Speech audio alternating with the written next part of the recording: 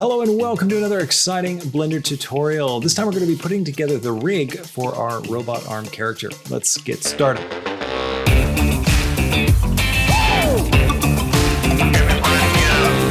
Okay, so tonight the plan is to take the model that we've built and textured and put together, and we're going to create a rig for it. Now we want to create a rig that gives us the ability to really get a lot of expressive animation out of this object and turn it into something with a lot of personality and hopefully a lot of flexibility for us to do some cool stuff in our film. So thankfully, what we're looking at doing is this is a hard surface object. Now, mechanical objects are a lot easier to rig than soft body objects because a soft body object, you need it to like deform. So picture my arm, if you could see, right? So my skin warps and deforms and stuff as I move my arm. And if all that was mesh, we have to be able to get those deformations to happen really cleanly. So you have to do weight painting and vertex painting in order to get that to get really nice and to make it work and bind it to a skeleton and stuff. But when you've got an object like this, where it's hard surface objects, right? There's no warping deformations that need to happen. Everything's sort of solid and it's connected by solid joints. Each of those joints just rotate and move around. So it means that we don't have to deform any mesh. That gives us a bit more flexibility in terms of how we rig the object. We don't have to worry as much about some of the finer details. So that's going to make it a little bit easier for us. And we can just focus on these pivot joints as being the main points of articulation. So first thing we need to do is to get this thing, we've got it posed right now because we're kind of trying to see how it looked, right? In context, what's it going to look like when we have it in a position. So let's go ahead and get it in a rest pose. And what I mean by rest pose is when you have an object that's going to be animated, you want to have the sort of standard starting pose. That's like the clean, if you zero everything out, this is the clean base pose. So for us, I think the easiest thing is just to straighten out this arm so it's vertical. And we'll keep that as our rest pose, and then we'll build out the articulation from there. So let's go ahead and zero all this different stuff out. All right, that's pretty good. All right, so I'm going to go Shift A, and I'm going to create an armature. The armature is the special object in Blender that is basically a skeleton. It allows you to create bones and create puppets, more or less, that you can use to move and animate any kind of object. And first thing I'm going to do is I'm going to come over here to my armature. I'm going to go viewport display, and I'm going to tick in front. That will always show the bone in front of everything else. No matter where I am or what's in front of it, the bone will be visible. That's a really helpful way to see things, right, when you're working with bones. Now, the first thing with bones is in order to add more bones to your armature or change their position, you need to be in edit mode, okay? So we're going to hit tab to go into edit mode. You can notice up here it says edit mode. And now with a bone, you basically have a couple of different components. You've got the middle section, right? But then you have the tip and the tail, head and tail. You can see them here under transform. So it's the exact position of each. So you can, position these all over the place to do all kinds of cool stuff. Let's think about how we want to animate this thing. I'm going to put a sort of a master controller bone down first. This is going to be sort of the bone that I can grab. I'm going to call it my root bone. And this root bone is going to be the object that I use when I want to just move the whole thing. If I want to like reposition this and set it somewhere else. Now the armature itself acts as that, right? So I can move and animate the armature's position. And that's not actually one of the bones. That's just like the armature itself. So you can think of the armature as like the top level object, right? It has its own origin point, and you can move that around. And then inside, we can have a bone that acts as sort of like a secondary root motion. And that gives you just a little bit of extra control. It's probably not necessarily something like this, which is intended to be static and not move in the scene. But I'm going to take this bone, and it doesn't really matter how this thing is positioned, to be completely honest with you, because this is just going to be like our ground bone, whatever. I'm just going to position it right on the ground plane. I'm going to make sure the head and tail are right on the ground. So I'm going to zero out the Z for the head and the tail by just selecting them and coming over here and hitting 0. So now I know that the head and tail are right on the ground. Then I want to create another bone. So while I'm still in edit mode, right, this next bone doesn't need to be connected to anything.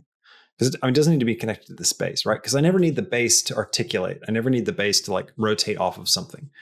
All the articulation is going to happen in the arm itself. I don't think we're going to have we'll have some like rotation from here. So let me hit Shift A, and we're going to add a new bone. It's automatically going to create a new one. And let's just line it up here. I want this to be right on sort of 0 on the X. So I'm going to zero out the head and the tail. Also wanted to be 0 on the Y as well. So we just want Z position on these guys. As you can see, it's dead center. And I'm going to think about this first segment. What's this first segment? Our first rotation point is right here with this gear system. So I can take this and I'm going to bring it right up, just G for grab and Z, and that brings us right up to here. So I'm going to look at this. Keep using your orthographic views. You can use your num keypad on your keyboard, or you can just click on these individual handles to get to the different orthographic views. That way you can make sure things are really lined up well. So okay, this is our first bone. There we go, first segment of our arm. Now this is going to be a rotation point, and the next one's right up here. So with this top segment selected, so the tail, I'm going to hit E to extrude. You can see it extrudes, but it also allows the bone to still be connected. I'll hit escape and it's going to disappear, but it's actually just right there inside that. So if I hit G and Z to grab on the Z, I can bring it up. Again, I'll look at it dead on and I'll find the next kind of articulation point, which is going to be right there. And then the next one is right here. So we're going to hit E and grab Z, and I'm going to come up like this. I'm going to hit E again to extrude, grab Z, and I'll bring this up. This will be the bone for our arm itself. So actually what I should do probably is come to here and then E to extrude, grab Z, and bring this up. So we need to adjust this here. So I'm going to go back into edit mode for our armature. I'll select all of those bones and I'm going to grab X and just position these over a bit better. There we go. All right, now I need some bones for these articulation points. So, all right, I'm going to go Shift A to create a new bone. Grab that new bone up here. And what I want to do is I want it to basically follow these pincers.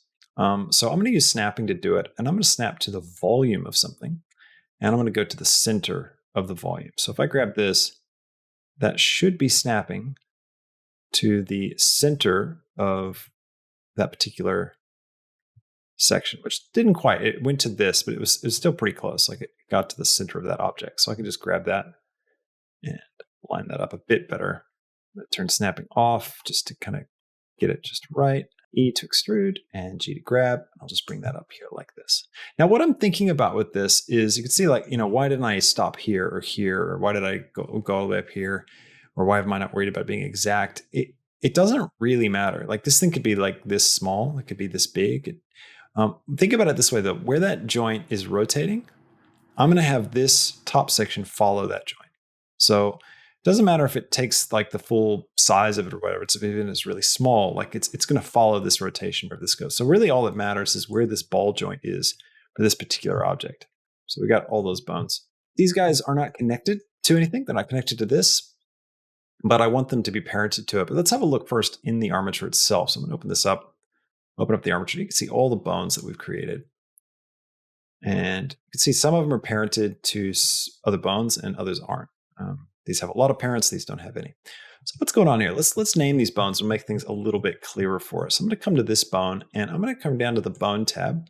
Here I can rename it. So I can call this root. You can see up here it's been renamed to root. Now I want everything to be parented to the root bone. Okay, so I want all my other bones to be parented to this. So let's go ahead and do that. I'm going to grab everything. So B to box select, grab all those bones, and then I'll shift select the big root and Control P to parent. And I want to keep the offset. I don't want to connect them, right? I want to keep the offset. So I'm going to click Keep Offset. And now you can see they're all parented, but they're not connected to this bone, right? So if I rotate this, like they're not, like it's not trying to connect the pivot points is what I'm trying to say. So we've got these bones are all parented up. But let's go ahead and name them. I'm going to call this arm underscore base. And then I'll call this arm first. I'll just call it first for now. Second, rotation pivot joint. Sounds fancy, but I'm just making it up. That's not an official name. This is the robo hand. Pincer,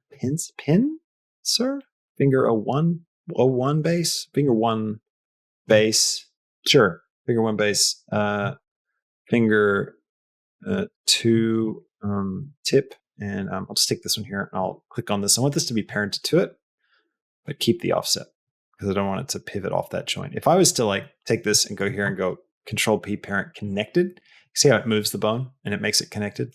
That's why I'm doing it the way. I don't want that to happen. I want to keep these guys offset. All right, so what was our naming convention? Finger -1 underscore base with a lowercase b. That's just ridiculous. What was I thinking? It should be capitalized, obviously. And I think that's all of them now.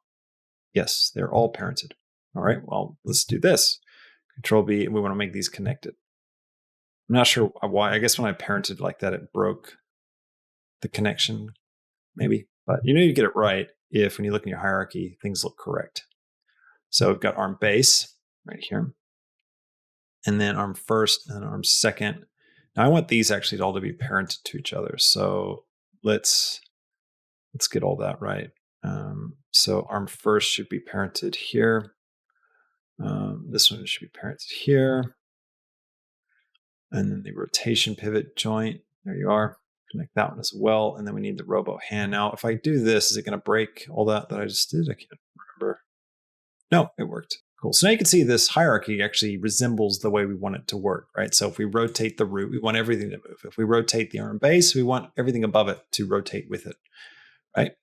Now we can test this to see if it's working. We can actually go into pose mode. So we can select this object, and you've got a couple of modes when you're in an armature, right? We've got edit object mode, edit mode, and pose mode. If I select pose mode, I can come over here and I can rotate these and see how they work. You can see they're sticking with each other. They're rotating in the way that we want them to. Next thing is what we could do is we can actually come up with controllers for some of these. Let's get out of pose mode, go back to object mode. Let's go Shift A and let's create a circle mesh object. And I will actually zero that out. I didn't want it off there. Scale this up so it kind of encompasses things. I'm going to call this circle controller. I'm going to put this in its own collection. I should actually do a lot with collections to clean this up. But anyways, what you can do with this kind of a thing is we can select the armature, right? We can go into pose mode, select the bone that we want here, this root bone, and we can go down to viewport display underneath the bone tab. And you have this custom object thing. And you can go here and select the object. So circle controller. And now suddenly it's going to not look like a bone. It'll look like the circle controller, except so it's all wrong. But that's because of reasons. All right, we can go into edit mode and select all these vertexes and rotate on the X 90 degrees. And then we'll do that. 90. And I'm not very good at this. Can you tell? I don't know if you could tell. Anyway, so what we could do is we can have another collection in our scene. And I can select that controller. I can hit M in my main viewport to get my collection hot menu. And I can move it to this new collection, just like so. It's a lot easier than scrolling through everything, trying to drag it. And I can turn off this little tick box. I'll just hide that guy. But now you can see it's permanently being used to represent that bone, that root control bone. So if we go into edit mode, it goes back to appearing there. But if we're in pose mode, it's going to look like this. It's just cosmetic, really. It makes it just a little bit clearer and easier to work with, but it's not super important. And then what I'll do is I'm going to just box select everything. Actually, I'll go into transparent mode, box select everything. And then I can I can B to box select, shift, and drag a box around just that little bit there, just to deselect the armature. So now I just have the mesh selected. You can see I just did it that way because there's so much stuff and it's a bit easier. Then what I can do is I can shift select the armature. So it's this lighter orange versus the kind of reddish orange that everything else is. That lighter orange means it's now the active object. So the last object you select, if you're shift selecting a bunch of things, is the active object. So if you parent or do any commands like that, it's going to do it. Take all the reddish orange stuff and put it into the orange, the lighter orange stuff. Oh, I'm sure I'm making plenty of sense. This explanation is flawless. All right, so I'm going to hit Control P.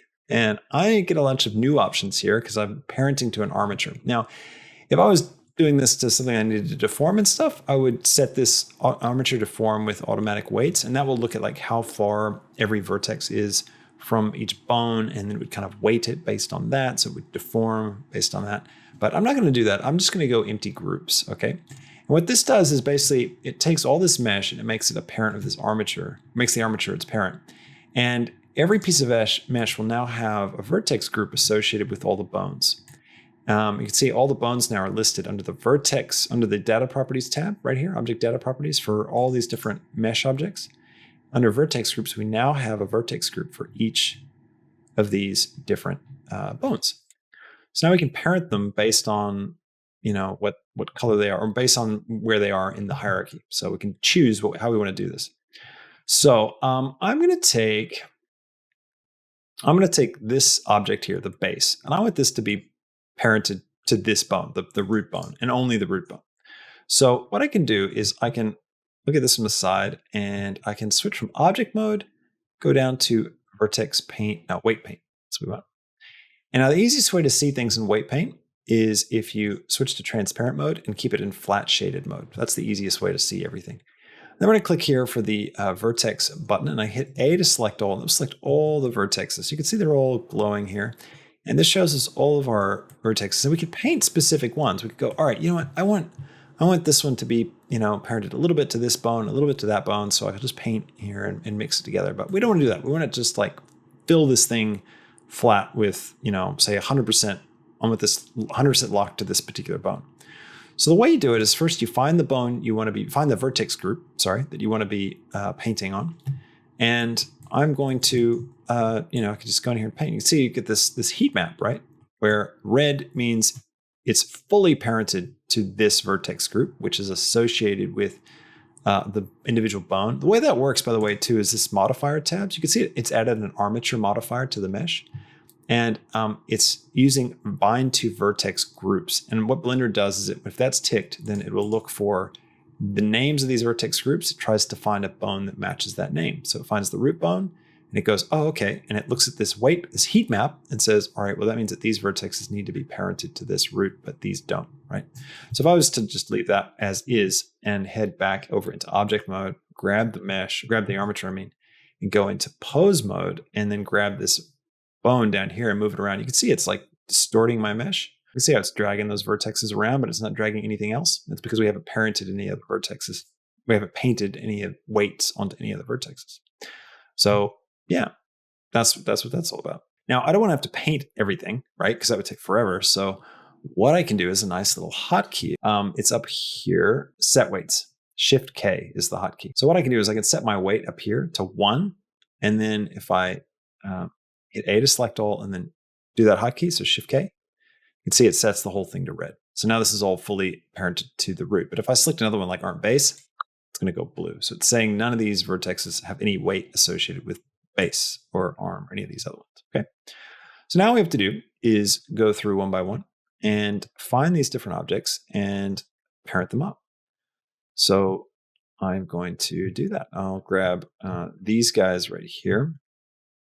And these actually we can just set to the base. I'm just going to Shift K. And I'll come to here. And I'll grab this one. And I'm going to go up to the root. And I'll go into weight paint. Shift K. One way that you can speed this up a little bit is if you go up into preferences, you can set tab for pie menu. So under key map, you can go tab for pie menu. And then if you hit tab, you're going to get this pie menu and you can actually just switch a little bit quicker between everything. That can be a little bit easier. So let's keep going. We're going to take this bit and we're going to go into weight paint mode, set transparency, go to this, select all. And this one, I want to go to the first bone, which is called arm base. So you can find arm base, Shift K, fill that in. Another way, instead of going to weight paint, which can be a little bit quicker sometimes, if you just select these objects and go directly into edit mode and select everything and then select the vertex group and just click assign. And you can set your weight here and that will assign that weight to that object. So now you can see if I take this and go into weight paint mode, you can see it's now red for arm base. So that's just another way to do it. A little bit easier if we don't have to like paint a lot of detail. We can actually just speed this up even faster if we join all the mesh together for each articulated section and then just apply the weights in one big hit. So what I can do is I can select all these guys, which are going to be part of this group right here. And I can just hit Control J to join, and that will join all their mesh together. And then I can go into edit mode, select all, and then find the section I want to assign it to and just click assign. And that is much, much, much faster. To make this even easier to see, what we can do is come over here and change the display as from octahedral. We can go to stick. That will make these bones really thin and make them a little bit easier to see. So now you can see I can rotate this stuff around like so. Oh, except we got to get the joints in there too, don't we? Now let's think about these wires real quick. We want to make sure the wires aren't really intersecting any joint areas. So I might have to shrink some of these down. So I'm going to scale this on the Z, but also want to see the tips like this. So Just stick that in there. Okay, so to get the geometry nodes objects to work, because we're using a spline to generate our wires, it's not going to work. If we apply the geometry node, it's going to disappear because it's going to try and turn things into mesh, but this isn't mesh, it's a curve, and there's no way for it to convert it into mesh unless we do it manually. So we need to select the wire object that we're using as our geometry nodes sort of instanced object. Let's select it. We'll type F3 and type in convert, and you select convert to mesh. That will turn this guy into a mesh object. So if I go into edit mode, you can see now it's no longer a spline, it's just a mesh object. Now, each of my different wires, I'll be able to go into each of these guys and apply the geometry node object, and it will become mesh and live inside there. So I can apply that and apply that. I'm going to put the armature node back onto this guy and just select armature. Now the groups, I wonder how did it come through with the vertex painting? This would be arm second, so no, it didn't. Okay, so we just need to do those.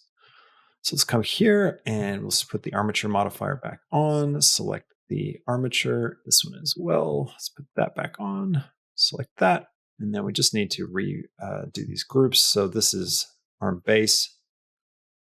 So let's go to edit mode, select all and assign, and I need these guys to go back into the armature as a parented. I'll just keep, I'll just parent them like that because we don't need it to do anything because it's already got the vertex groups and stuff. We don't want to mess that up. Okay, so now we need to think about the rig itself and how it's going to function. We need to have some limits on how these things rotate, right? Because we don't want this to like rotate all over the place because it's only got a certain type of joint. It should only be able to rotate on the y-axis. And even then it shouldn't go too far, but we're not going to create limits to it so we can, we don't need to worry about that. But we want to limit the rotation of this bone. Now, there's a lot of ways we can do this. I want to select all my bones before I go any further. I want to come here and switch from the quaternion mode. I'm going to hold down Alt, I'm going to click, and I'm going to go to XYZ and click. I hold down Alt, and that will do it for all the bones at once. Quaternion is a certain way of doing rotation. I don't particularly like it. It can be really useful for some use cases. Some people are really great at using it. I always mess things up with it. So I prefer XYZ Euler because I'm very used to that, and I know what to expect from it. Anyway, so we could take these bones, we could actually just come in here and we could lock specific rotations. So I could just go like that. And now if I rotate, it's only going to rotate on one of these. It's not the one I wanted though. It's Z. So I come here. Now if I hit R, I could just move around and it's only going to rotate in the way that I want it to, which is really handy. Now this one I want to rotate on what? Not that. This, that's what I want. So I'll lock the other two. So that will rotate around. This will rotate like that. This will rotate like that. This one, so this one we want to be able to go like this. So I'll lock those two. But this one, we only want to be able to go this. So it rotates around. Yeah, cool. So I go. Thanks so much for watching. Don't forget to hit the like button and leave a comment as well. Let me know what you'd like to see in future tutorials. And please consider subscribing to the channel. It really helps the channel grow. More people discover the channel when more people subscribe. So if you subscribe, it really helps more people find out about my channel. Also consider checking out the Patreon and joining on YouTube. Both of those give you great perks like all the live streams that I've ever recorded. You can get access to hours of extra content. A lot of stuff that I've never turned into tutorials end up there, and a lot of extra content that I cut out of our tutorials end up there as well. So there's a lot of value there, as well as project files, which you can get on Patreon if you join at the second tier. So thank you so much. Have a fantastic rest of your day or night, wherever you are, and I'll catch you in the next tutorial. See you later. Bye.